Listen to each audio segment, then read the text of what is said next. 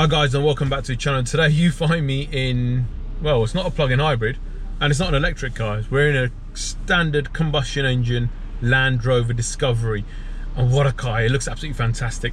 Let me quickly go through the spec. We'll go for a drive and I will tell you what I've been thinking about this. So this is the R Dynamic SE D300, so it's a 3-litre diesel engine, finished in Eiger grey. I love this colour. Ebony light oyster interior. It's got the Meridian sound system, wireless charger, 22-inch wheels which look fantastic, electric deployable tow bar. What else has it got in this car? Right, they're all the cost options. Oh, privacy glass. Again, privacy glass cost option. So this car, as I said, 300 brake horsepower.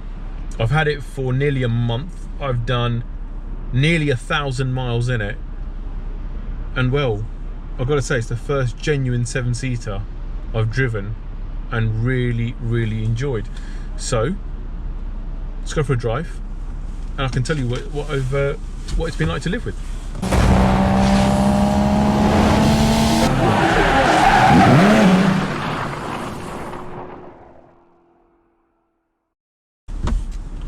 Right, let's go.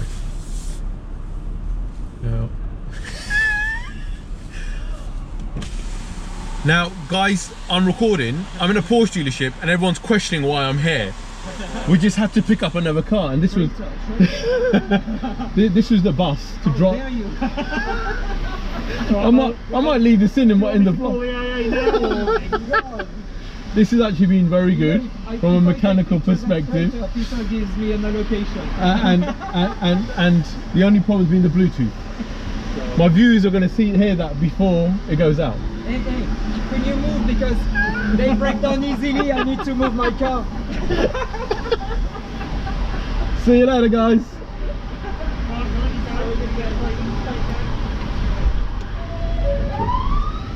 Right, guys, so as you can see, I'm in a Porsche dealership. I was giving someone a lift to pick up their new Porsche, and I just got abused about getting out of it before it breaks down, as you heard. Right, so back to the car. I've had this car thanks to Adam at Farnell Land Rover, and I love it. I didn't think I'd enjoy it so much. Yes, it's big, and yes, it's 7 seats and all the rest of it, but I tell you what, it's probably one of the most comfortable cars I've driven, one of the most easiest cars I've driven. And well, is there anything more to say on it? Let's talk about the price. This car is 60.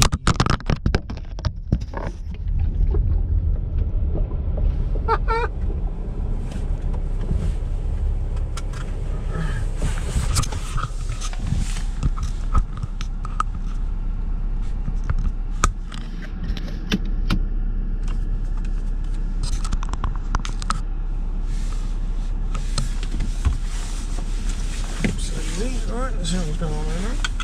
Right, before that all happened, let's try that again. Camera fell off. Right, so before my camera fell off, as I was saying, this car is an armchair to drive. I've lost my thought process here now. Oh, that's very nice. Right, so as I was saying, this is a Land Rover Discovery 5. It is a 2021 model year and I've been blown away.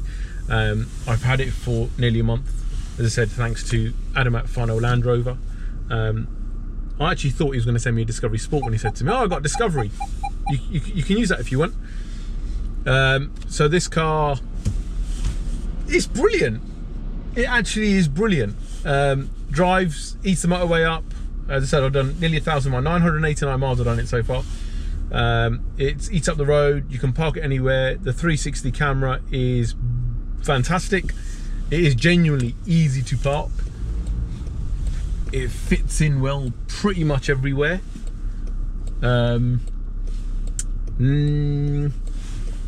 Masters of space. I love the dual sunroof, the way the sunroof is fantastic, so anyone in the rear. What's wrong with it? You're going to ask me, what's wrong with it? Has it broken down? No, it has not broken down. I've had one problem with this car, and that problem is with new cars, you can obviously pair two phones up. Sometimes, and I've had this a couple of times, it decides that it's going to unpair both phones, even though the system says they're paired. And that's a pain in the backside, especially if your phone starts ringing.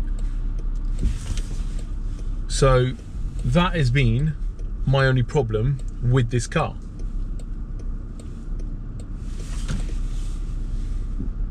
Yes, it's big. Yes, it'll barge through all the traffic. It'll go off-road. It'll do what you need it to do. There's not many large 7-seat 4x4s out there. You got to think about the BMW X7, the Mercedes GLS, and the Volvo XC90. Now, I've driven the X7 18 months ago, 2 years ago. Really good car, really enjoyed that. This feels... No, I'm not going to say that yet.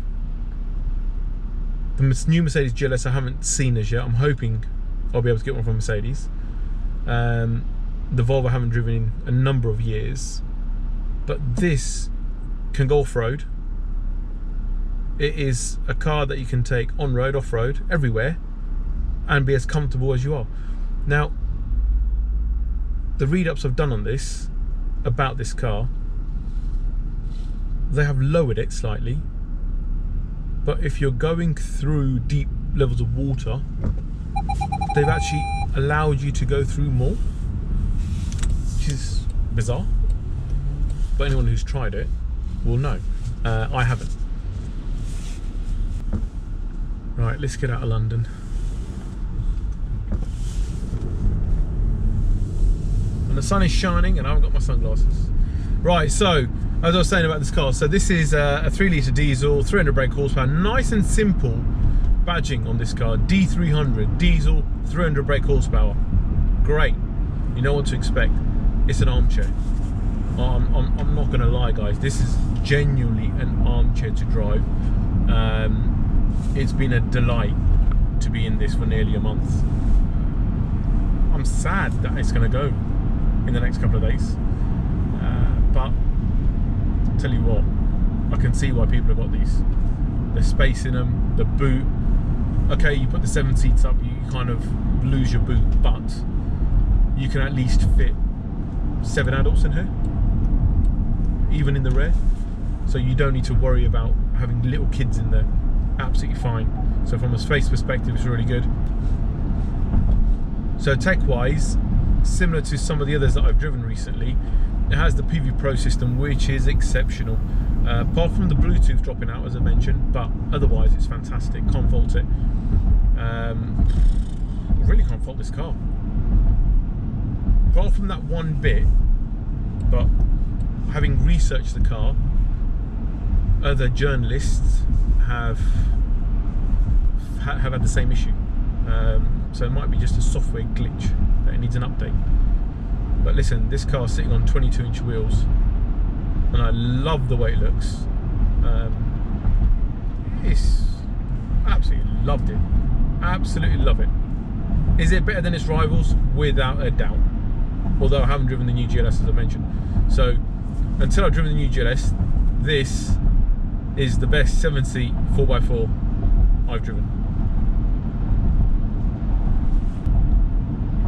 So MPG and filling this car up. So a full tank is £80, and that was with like next to nothing left in the tank. £80. It gives me a range of just over 500 miles, and I've seen anything between 35 and 42 MPG. Now, it doesn't sound a lot, but a car like this, that is a lot.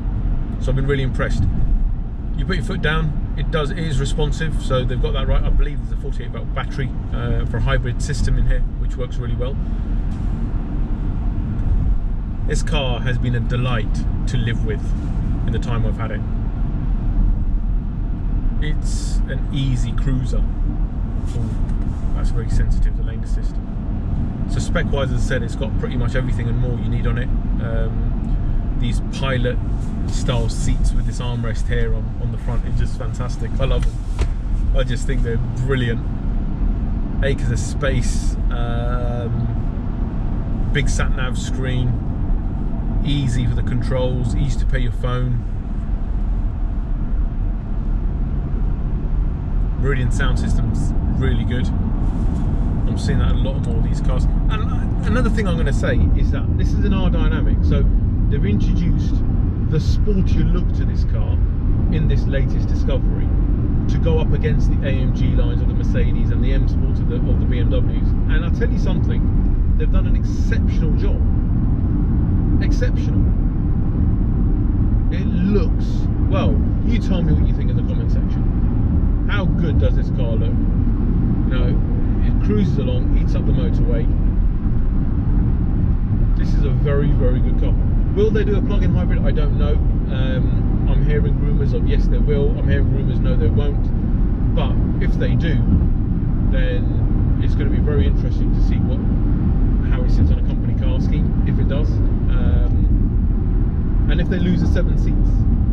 So I know Volvo haven't lost the 7 seats in their XC90, but the baby brother of this Discovery, the Discovery Sport, loses the options of the 7 seats purely because of the way the underpinnings are on that car. So yeah, genuinely is a really good car, guys. If you're thinking about it, go and test drive one. If you're in the UK, you know, I'll leave Farnell's details below. Contact Adam and he'll quote you. And he'll quote you with some incredible figures. As I mentioned in the video, I want to say thank you to Adam at Farnell Land Rover for lending me this car. It was a big surprise. I was thinking, shit, I've got a tank to drive around. I'll tell you something. On a few roads, it does feel like it, but it's been fantastic. I've really, really enjoyed it. So thank you, Adam. Guys, as always, thank you very much for watching. There is more videos to come. Watch this space. Loads of things, from big petrol engines to diesels to plug-in hybrids and more EVs. Let me know what you think, as always, in the comment section, and I'll see you soon. Bye for now.